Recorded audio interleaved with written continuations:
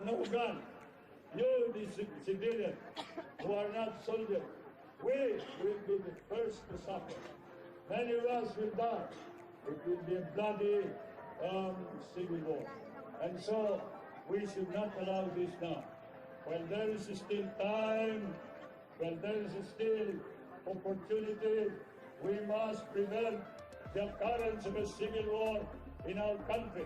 We cannot trust the opposition, whatever they may say. They said they would allow the communists to come into government. Whatever U.S. senators or the U.S. Army may say about the Filipino president's war record, the supporters at his latest election rally in Manila Heat State apparently showing his claims to be false. Revelations come at an ideal time for opposition candidate Mrs. Cory Aquino, but she carefully...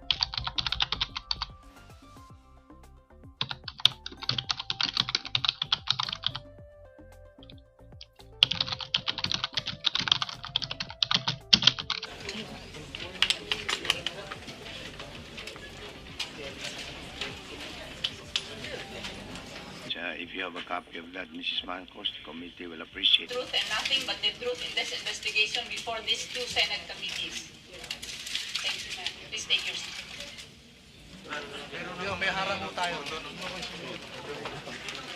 But not for an interview, but just to show her the truth. That this is not an interview.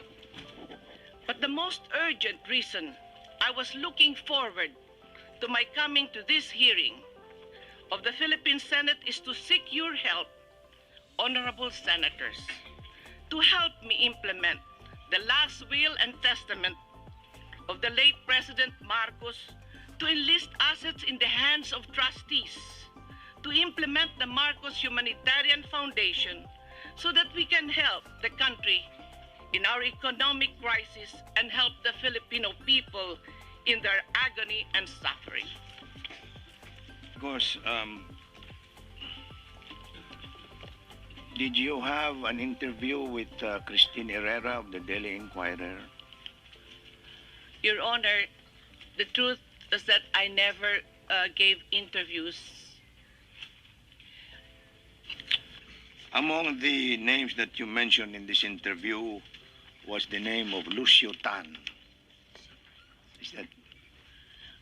Again, I would like to invoke my right to remain silent. Would you kindly explain why your silence should be invoked on this questioning? First, the name of Duavit. We are only interested what is the first name of this Duavit that you mentioned. I don't think that will in any way incriminate you, Mrs. Marcos. I think I better obey the orders of my counsel to invoke my right to remain silent. Because of the many cases, the hundreds of cases that I have in Sandigan Bayan and elsewhere. What about the name of Eduardo Cojuangco? The same right, Your Honor. Someone who has so much, who had gone through so much. I knew that he was pretty rich, and that is why I was telling him, why are you in politics with all this wealth that you have? Early on almost on day one, I knew he had more money than people thought, than I expected that he had. Yes. And share your lawyer's feeling that this is a fishing expedition.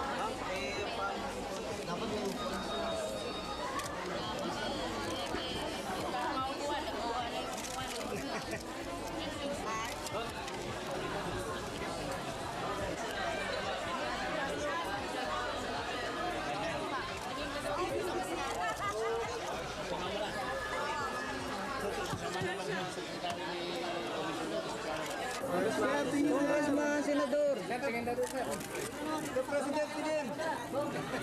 Pakiyaan naman dito. Pakiyaan mo konti. Bong, dito bong.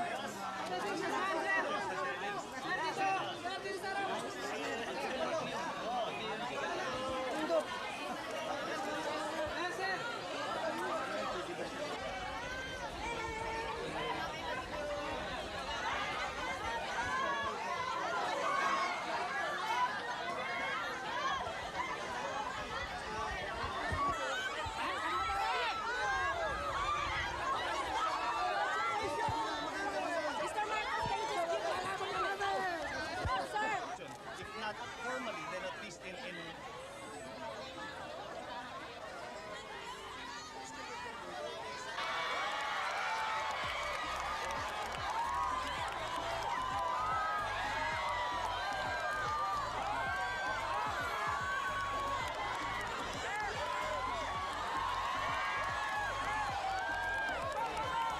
I welcome the possibility. In fact, I will campaign for such an occurrence. Yes. Have you met him before? Have you spoken to him again? I mean, before this? You know he's going to run for the Senate. Yes.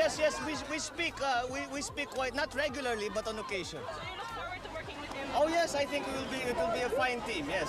How do you feel about this?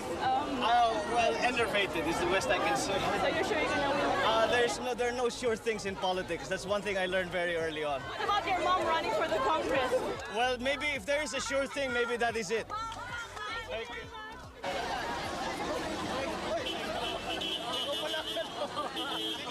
Bye-bye. Thank you.